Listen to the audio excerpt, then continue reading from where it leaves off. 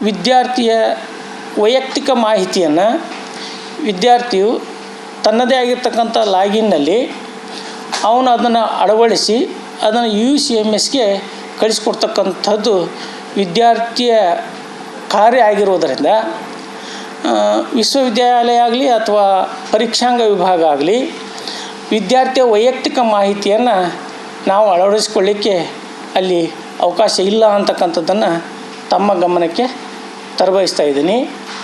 ಜೊತೆಗೆ ಈ ಮಾರ್ಕ್ಸ್ ಕಾರ್ಡ್ನಲ್ಲಿ ಬರ್ತಕ್ಕಂಥ ಫೋಟೋ, ಆ ವಿದ್ಯಾರ್ಥಿ ತನ್ನ ಪ್ರೊಫೈಲ್ನಲ್ಲಿ ಏನು ಫೋಟೋ ಇರುತ್ತೋ ಆ ಫೋಟೋವನ್ನು ಆ ಮಾರ್ಕ್ಸ್ ಕಾರ್ಡ್ನಲ್ಲಿ ಆತ ಅಪ್ಲೋಡ್ ಮಾಡಿರ್ತಕ್ಕಂಥದ್ದು.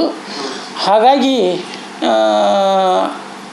ನಾವು ಕೇವಲ UCMS ಮೂಲಕ ಕೊಡಮಾಡಲ್ಪಟ್ಟಿರ್ತಕ್ಕಂಥ ಮಾರ್ಕ್ಸ್ ಕಾರ್ಡ್ಗಳನ್ನು ಮುದ್ರಣ ಮಾಡಿ ಸಂಬಂಧಿಸಿದ ಕಾಲೇಜಿಗೆ ಅದನ್ನು ರವಾನಿಸುವಂಥ ಕೆಲಸವನ್ನು ಪರೀಕ್ಷಾಂಗ ವಿಭಾಗ ಮಾಡುತ್ತೆ ಹೊರತು ವಿದ್ಯಾರ್ಥಿಯ ಯಾವುದೇ ವೈಯಕ್ತಿಕ ಅವನ ಹೆಸರು ಇರ್ಬೋದು, ತಂದೆ ಹೆಸರು ಇರ್ಬೋದು, ಅವನ ಮನೆ ಹೆಸರು ಇರ್ಬೋದು, ಅಥವಾ ಅವನು ಇನ್ನುಳಿದಿರ್ತಕ್ಕಂಥ ಯಾವುದೇ ಮಾಹಿತಿಯನ್ನು ನಾವು ಅಳವಡಿಸಲಿಕ್ಕೆ ಅಲ್ಲಿ ಅವಕಾಶ ಇಲ್ಲ.